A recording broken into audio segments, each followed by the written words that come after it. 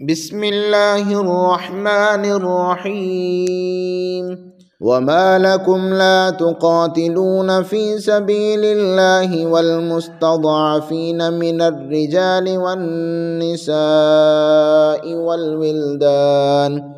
والولدان الذين يقولون ربنا أخرجنا من هذه القرية الظالم أهلها واجعل لنا من لدنك وليا واجعل لنا من لدنك نصيرا الذين آمنوا يقاتلون في سبيل الله والذين كفروا يقاتلون في سبيل الطاغوت فقاتلوا أولياء الشيطان إن كيد الشيطان كان ضعيفا.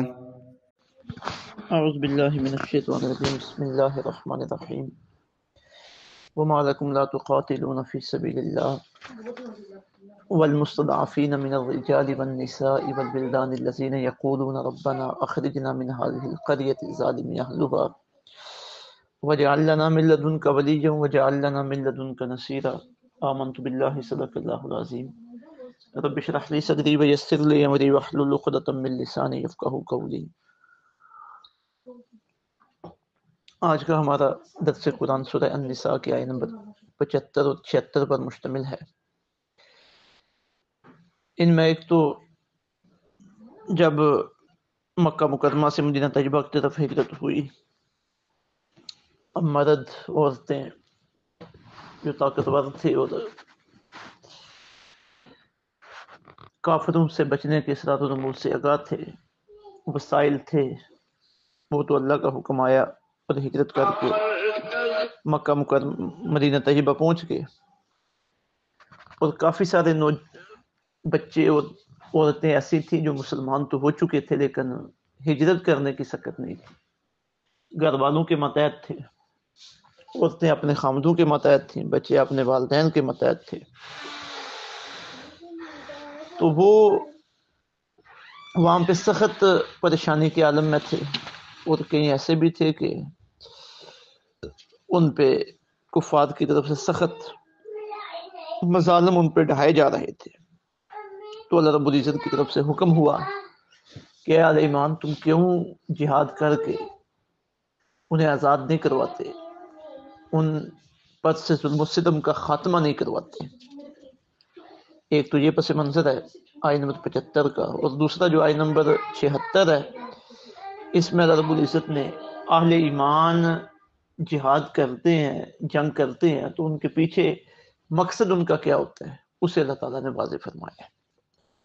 فرمایا وما لکم، اور تمہیں کیا ہو گیا ہے۔ اب یہ جو سوال ہے کہ تمہیں کیا ہو گیا ہے، یہ ہے تحریض کے لیے، یعنی جہاز پر برانگیختہ کرنے کے لیے، ابھارنے کے لیے کہ اب جہاد کا وقت آ گیا اور تم جہاد کرو۔ وما لکم لا تقاتلون فی سبیل اللہ، اور کیا ہو گیا ہے تمہیں کہ تم جنگ نہیں کرتے ہو اللہ کے راستے میں۔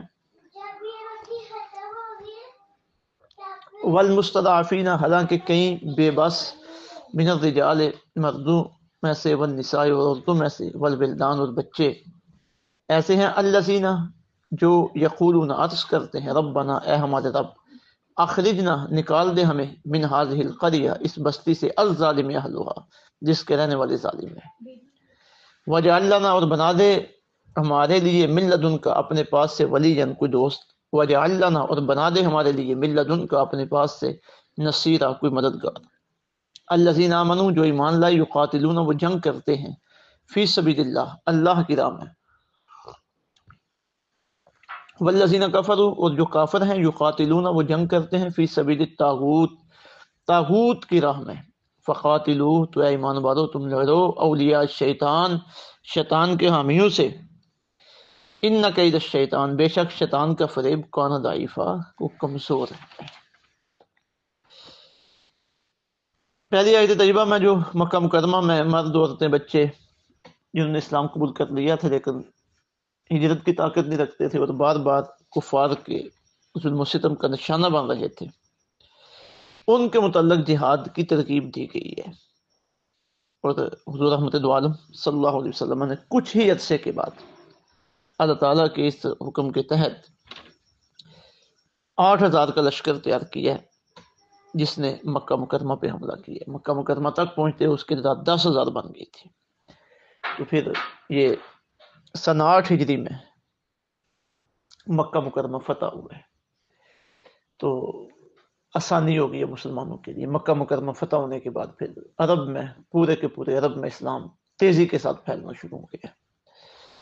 ایک تو یہ ہے اس کا پس منظر اور اس پہ جو عمل ہوا، اور دوسرا یہ کہ اس سے شرعی مسئلہ جو ہمارے فقہا نے نکالا ہے کہ کسی جگہ پہ مسلمانوں پہ ظلم و ستم ہو رہا ہو، دین کے مطابق زندگی گزارنا ان کے لیے تنگ ہو جائے، اور وہاں پہ جو کافر لوگ ہیں ان کی حکومت ہے وہ مسلمانوں پہ ظلم و ستم کر رہے ہیں، تو یہ آیت طیبہ وہاں بھی اس کا حکم وہاں بھی صادر ہوگا کہ اس کے گرد و نواح والے جو ملک ہیں، گرد و نواح جو مسلمان ہیں، وہ ان مسلمانوں کی حمایت کے لیے، ان کی مدد کے لیے، ان کی نصرت کے لیے جہاد کا اہتمام کریں اور اپنے مسلمان بھائیوں کو ان کے ظلم و ستم سے چھٹکارا دلائیں. جس طرح کہ اس وقت فلسطین میں، کشمیر میں اور باقی جہاں جہاں بھی مسلمان ظلم و ستم کی چکی میں پس رہے ہوں گے، اس آیت طیبہ کا حکم وہاں تک جائے گا. تو فرمایا وَمَا لَكُمْ لَا تُقَاتِلُونَ فِي سَبِيلِ اللَّهِ، تمہیں کیا ہو گیا کہ تم جنگ نہیں کرتے ہو اللہ کے راستے میں. وَالْمُسْتَضْعَفِينَ مِنَ الرِّجَالِ وَالنِّسَاءِ، کہ کئی بے بس ہیں، مرد، عورتیں، والولدان، اور بچے، الذین یقولون، جو ظلم سے تنگ آ کر عرض کر رہے ہیں اے ہمارے رب، بنا ہے ہمارے رب، اخرجنا من هذه القرية الظالم اهلها، نکال ہمیں اس بستی سے جس کے رہنے والے ظالم ہیں. وجعل لنا من لدنک ولیا، بنا دے ہمارے لیے اپنے پاس سے کوئی دوست. وجعل لنا من لدنک نصیرا، بنا دے ہمارے لیے اپنے پاس سے کوئی مددگار.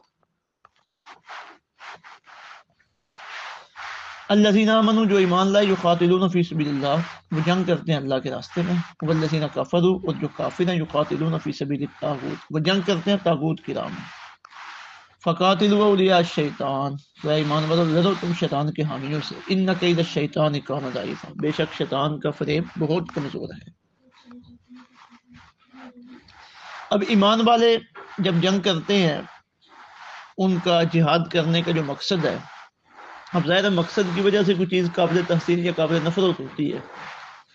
کافروں کا جو مقصد ہے وہ ہے ملک حاصل کرنا، اپنی تجارت کو وسیع کرنا، لوگوں پہ ظلم و ستم کرنا، لوگوں کے مالوں کو لوٹنا. مسلمانوں کا مقصد جنگ یہ نہیں ہے. مسلمانوں کا مقصد جنگ ہے کہ دنیا پر اللہ کا نظام نافذ کرنا، ظلم و ستم کا خاتمہ کرنا، اللہ کی زمین پر اللہ کے جھنڈے کو بلند کرنا، عدل و انصاف کا نظام قائم کرنا. یہ مسلمانوں کے نزدیک جنگ کے مقاصد ہے جو اللہ رب العزت نے اہل ایمان کو بتائے ہیں، جن کا انتخاب کیا اللہ تعالیٰ نے. تو مسلمانوں کے جنگ کے جو مقاصد ہیں وہ قابل تحسین بن گئے ہیں کیونکہ ان میں انسانیت کا فائدہ ہے، اور کفار کے جو جنگ کے مقاصد ہیں وہ قابل نفرین ہیں کیونکہ اس میں انسانیت پہ ظلم و ستم ہے اور ان کے اپنے مفادات کا حصول ہے. تو اہل اسلام کو اپنے جو جذبہ جہاد ہے اور جہاد کے ہمارے احکامات ہیں ان میں اس نیت کو، ارادے کو اور مقصد کو ہمیشہ پیش نظر رکھنا چاہیے کہ اہل ایمان وہ اللہ کے راستے میں جنگ کرتے ہیں، اور جو کافر ہیں وہ طاغوت کے راستے میں. طاغوت کیا ہے؟ پیچھے تفصیل سے وضاحت گزر چکی کہ ہر وہ چیز، وہ کوئی شخصیت ہو، وہ کوئی قانون ہو جو اللہ رب العزت کے راستے سے روکے، وہ طاغوت ہے، اللہ کے مقابلے میں کھڑا ہو جائے. تو فرمایا گیا کہ جو شیطان کے حامی ہیں ان کے ساتھ تم جنگ کرو، طاغوت کے راہ پہ چلنے والے ہیں. شیطان کا فریب بہت کمزور ہے، یعنی ان سے ڈرنا نہیں ہے، اپنی تیاری پوری کرو اور اس کے مطابق میدان جنگ میں آ جاؤ. پریشان ہونے کی ضرورت نہیں ہے، جب تم میدان میں آ گئے تو یہ بھاگتے ہوئے نظر نہیں آئیں گے. جذبہ جہاد اہل ایمان کے اندر بیدار کیا جا رہا ہے. ضرورت ہے کہ اس جذبے کو بیدار کیا جائے، جہاں جہاں مسلمان پریشان ہیں ان کی مدد کی جائے. اللہ رب العزت سمجھ کے اور عمل کی توفیق عطا فرمائے. وما علینا الا البلاغ.